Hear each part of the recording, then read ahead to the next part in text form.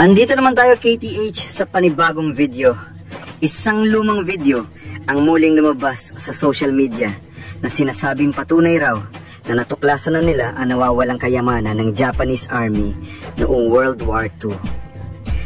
Ayon sa video, naghanap sila ng buyer at naging bahagi ng transaksyon ang ilang dayuhan. Ang kayamanang ito ay mas kilala sa tawag na Yamashita Treasure. Ayon sa mga ulat at alamat, ito ay koleksyon ng ginto, alahas at mahahalagang artepakto na di umano'y itinago ng mga sundalong Hapones sa iba't ibang bahagi ng Pilipinas bago matapos ang digmaan. Pinaniniwala ang iniutos ito ni General Tomoyuki Yamashita upang hindi na ito makuha ng mga Allied Forces. At makikita nyo sa video na sinusukat nila ang ilang gold bars upang mapatunayan na ito ay totoo. Isa ito sa mga karaniwang paraan para matukoy kung lehitimo o tunay ang ginto. Bukod sa pagsukat ng laki at kapal, tinitimbang din ito gamit ang digital scale. Ang sukat at timbang ay inihahambing sa standard measurements ng purong ginto. Ginagamit din ng mga sumusunod na kagamitan sa pagsusuri ng gold bars. Digital caliper para sukatin ang eksaktong haba, lapad at kapal ng gold bar. Digital scale para malaman ang eksaktong timbang sa grams. Density test kit para masukat kung tugma ang bigat at volume ng ginto.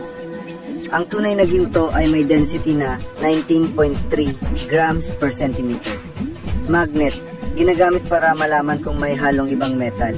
Ang tunay na ginto ay hindi magnetic. Acid test kit para malaman ang karat o pureness ng ginto gamit ang iba't ibang uri ng acid solution. Ultrasound o XRF analyzer, advanced tools na ginagamit sa laboratory para sa non-invasive na pagsusuri ng laman ng ginto. Kung mapapansin nyo sa video, gumamit sila ng acid test upang patunayan kung tunay na ginto ang kanilang nakita.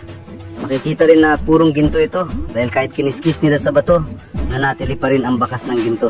Isang malinaw na ebidensya na ito ay hindi peking metal.